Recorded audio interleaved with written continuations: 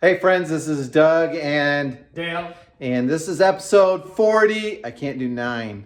Can you do 5 for me? 49. Or is it 54? 54 is how old I am. This is episode 49. Restoration of a 66 Volkswagen Beetle Convertible named Hendrik.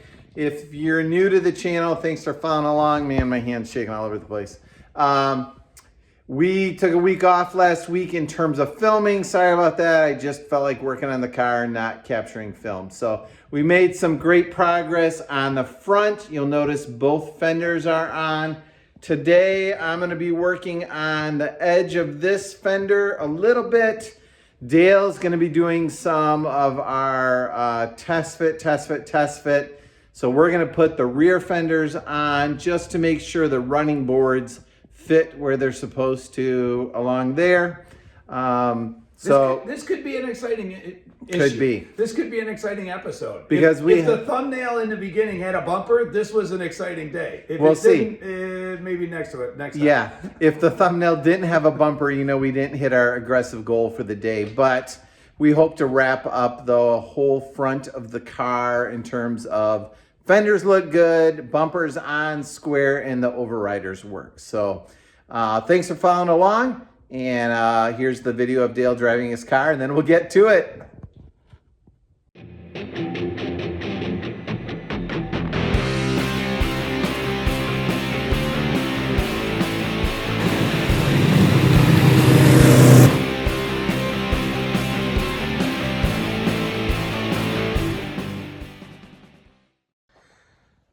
So here I am looking at the front of the car on the front left side.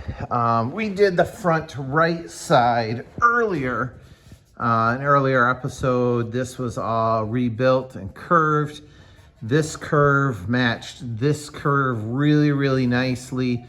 And in the process of taking this on and off a whole bunch of times, you can now see that this is just a little bit proud of that. So my finger kind of catches it as I go that way. I feel like it looks a little worse on the camera than it actually does in real life, but you know, the fender welting will go down there, which will hide that, but I may try to rework this a little, make this curve a little bit tighter. We'll see. I did, as I re-welded this, it got a lot stiffer, which I felt good about. But now it's going to be a little bit hard to get that to curve in. On this side, I have a bit of a similar situation in the fact that this part right here, sorry the heat just kicked on, it's a cold day in Michigan. That catches right there. So this part is sticking out a little proud, and then on the underside I have a dent right here. So this one needs to curve a little earlier and then follow the curve of the apron. So, you know, probably gonna be using a hammer, maybe in dolly, maybe on the car, maybe off, and just kind of work on massaging that. And then I'll probably take it off, and there are a couple cracks in the fender on the inside that I will weld up. So hopefully that will make it a little stronger. It will stay in the curve we want it to be in.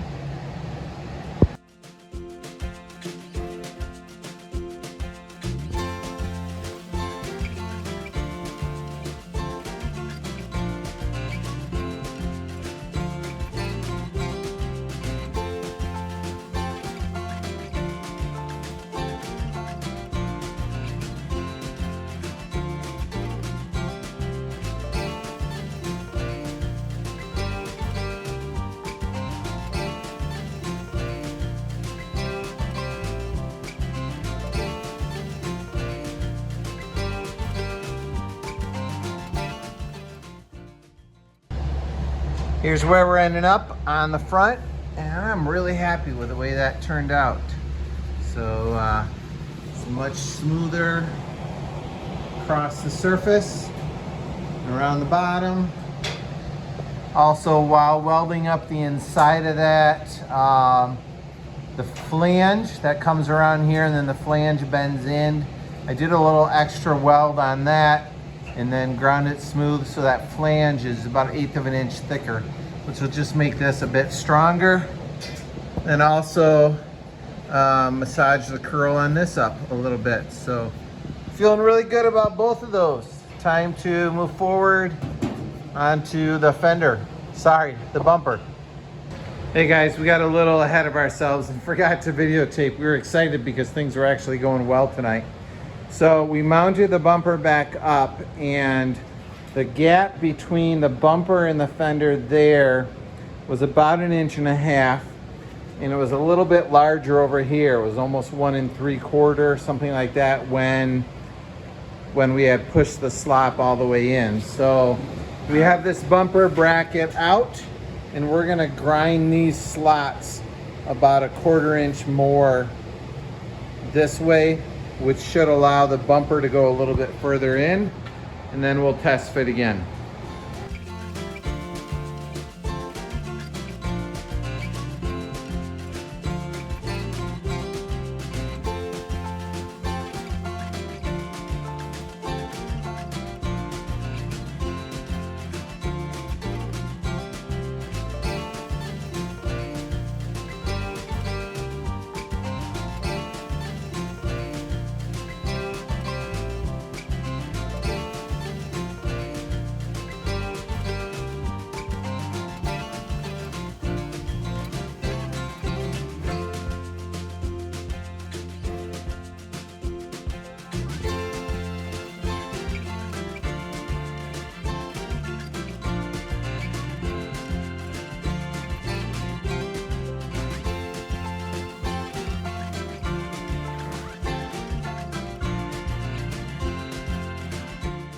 Okay, so we are struggling a little bit. As we tighten up, so there's the bolts that go from the bumper brace into the bumper. There's 1, 2, 3, 4 bolts. We're fighting those a little bit. They don't want to like line up comfortably. They're going a little cockeyed, like they're stressed sideways. And as we, tighten these two up, this brace here wants to kick out on an angle, so it's not parallel to the mounting surface here. So you see there's a gap there. So we looked at both sides, and you can see I drew with a Sharpie right here. We think we need to slot this a little bit more this direction. Same thing over here, we need to slot it a little bit more to the left. And then on the other side, we need to slot it the opposite direction. So it seems like the bumper brackets are just a little bit too narrow in order to match the bumper, which makes sense to us because in order to get these braces centered in the slots, if you remember back from a couple episodes ago, we added material to this brace, to the mounting brace here, and we added material right here. So that did kind of push those two bumper braces closer together. So it makes sense. So we're gonna take it back apart again, and we're gonna slot these guys a little bit there, that direction. Sorry, you're upside down. And this one, we're gonna slot it to my left, that direction. Just a little bit both ways. And we'll put it back together again.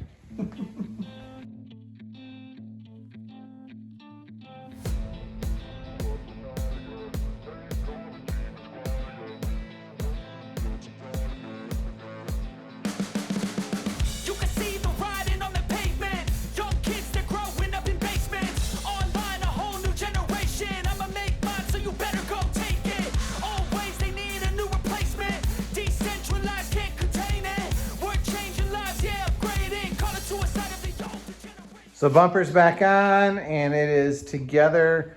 I think we're done slotting the bumper brackets. So we adjusted those two, and now there's enough room for the bumper to fit on them without having to force or tweak them. They are kind of all the way at the edge of their slop, which is okay.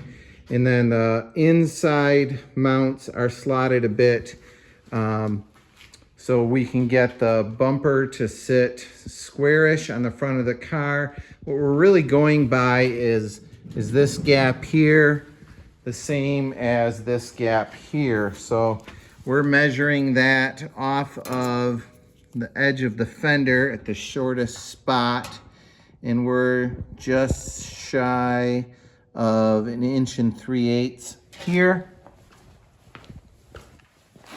And we're at about 1 3/8 here. We did have a viewer for the channel. We appreciate it. Reach out and say that his bug was 1 1/8 there. This is a little bit larger than that. I don't know what it should be. Be curious if you have others out there have measurements of what yours are. Chime in and post a comment below. It'd be nice for others to see that too. But I think what we're most concerned about is that it's square and the gap is the same on either side.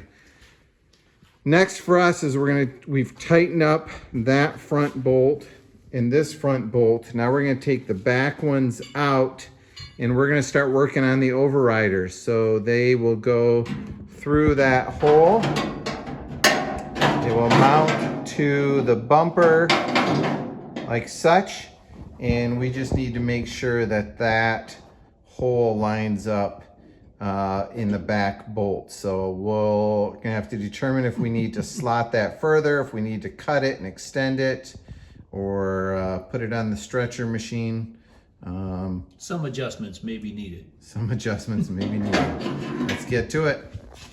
So on the passenger side here, I've had this in and out of the vise a couple times just to adjust this angle here a bit, so that my overrider is fairly centered in the hole. I also bent this flat face, I think it had gotten bent at some previous time, to get it parallel with the bumper brace.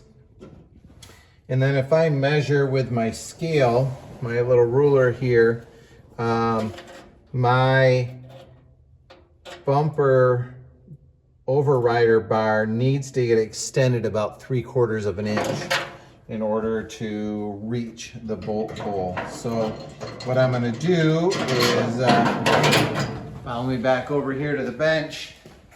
I've got a scrap of steel that is 3/4 of an inch long by about the same width as the bar and a little bit too thick because this is what I had. So I'm gonna cut this, weld this piece in, and then grind it flat to have it match. And then hopefully that works. I'll do that now. I'm jumping ahead a little bit to our solution here. Ignore how ugly that weld is. It's just a quick tack to hold it in place. And but you can see that this piece that's about the width of my finger is a new piece that I welded in there. So I ended up cutting it off and then adding in a piece, welded it here, ground it smooth, and now I'm gonna weld this on and then try to blend the two together, basically extending the reach of this overrider bar about 5/8 of an inch. So I'm gonna re-weld it now and then clean it up and we'll show you the final result. After cleaning it up, here's what we've got. Looks pretty good. If you look really carefully, really carefully, the angle's not quite right, like it kicks over just a touch. But pretty happy with that. On the car, our goal is to get that slot perfectly aligned with the slot in the brace. So when it is bolted all together, when you loosen those two adjusting bolts, you can see the one on the left, the bumper brace, the bumper, and the overrider bars will all kind of go back and forth as one unit and adjust kind of together. That of course will affect where this piece fits in the center of that hole a bit, but overall pretty happy with that. Now we need to move on to this side and do the same thing over here. So the overrider bracket is installed. You can see it's there. You'll notice there's a cut I put. I'll explain that in a minute. Was feeling really happy about it until I noticed that we are not centered in this hole. We're pretty good passenger, you know, left to right, passenger to driver, but top to bottom, not real happy with that. And we're trying to get it better than that. So my thought now is I put a relief cut in the bottom. I did not go all the way through. And then I'm gonna bend this part up so that end of the slot collapses, which should raise this bar up. So we bent that slot in the vise and then welded it back up, and I'm glad that we did that. Here's how the overrider looks in the hole. It is much closer to centered. It's not perfect, still maybe a touch low, but this could get slid up just a touch too.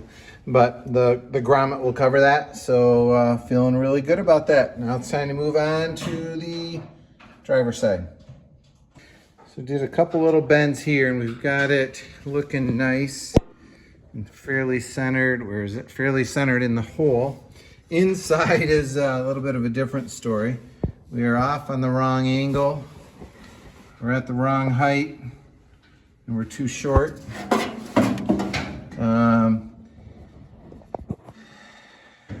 I cut this off of a spare one that we had.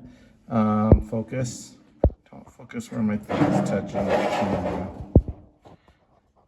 There we go. Sorry about that. So we cut this one off of a spare one we had, and I bolted it in here with the slot kind of where we want it to be. So now I'm going to eventually cut this hole off and need to get this to line up with that and then weld it. So I'm going to do a series of cuts on this where I don't cut all the way through, but I cut enough where I can kink it and then weld the slot shut. So I'll need to bend it back that direction and down. So we're gonna see how this goes. So I cut 2 slots in this. I made a mark there where I didn't want to cut and a mark there where I didn't want to cut, and I figured that was the point where I envisioned it being like a hinge. So now my hope is I can kind of collapse the cut that I made in both dimensions.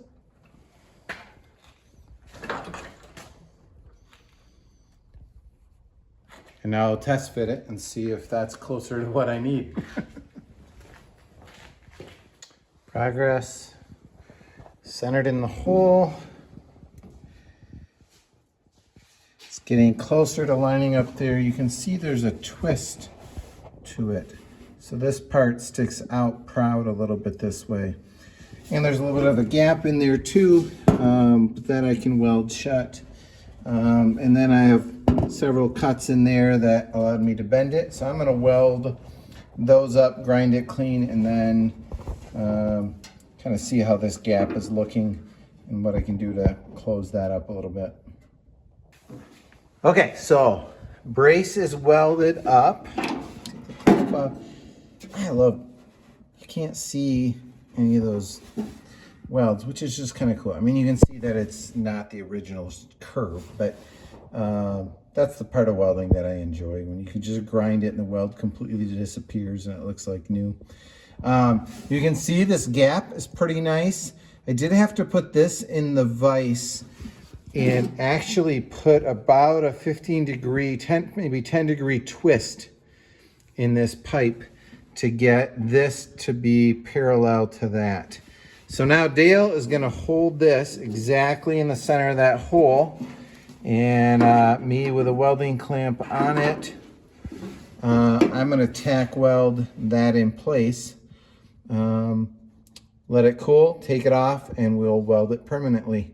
The slot down here is lined up to match the slot in the bumper brace or the bumper bracket right here. So that's how we located it in that bolt. Let's make it permanent.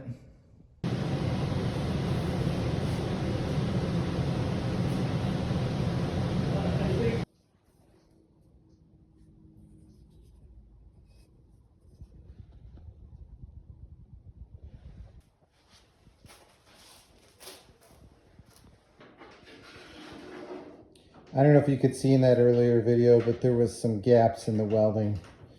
Not really, maybe a porosity, but there is the finished product. Let's go put it on. Goes right through the center. Yeah. That turned out. You know, looks great from the outside. You know what you're looking at. And you stick your head in the trunk. After removing the spare tire, you'll notice that they had to be modified. You know, we don't know exactly why they needed that much modification. The back was even worse when we put those bumper brackets in. Could be because of the accident, could be because of aftermarket parts, could be, you know, Dale's work. Who knows? Oh, yeah. But look at that. We got a square flat bumper and the hood doesn't hit. And you could stand on that. Amen. Furnace always comes on just as we turn on the video. If you're watching this some other year, it's in the middle of winter here in Michigan. Dale and I this is wrapping up 49. Yes, I think 49. If you've watched this far, you've probably already seen the thumbnail. Sorry, I don't know why I'm talking about this. Completely irrelevant. But look at that, bumper is on. We are feeling really good about it. The next big step for us is to separate the body from the pan, which will be huge and exciting. And there's a few things with the running boards and plot twist that we're going to focus on next, just to make sure. 2.5. 2.5. But pre-3. We're going to wrap this one up for the night. Thanks for being part of it. Have a great week. Take care. Post a comment below, question. You know, if you've done those overrider bars differently, I'd love to hear how you did it. Have a good night.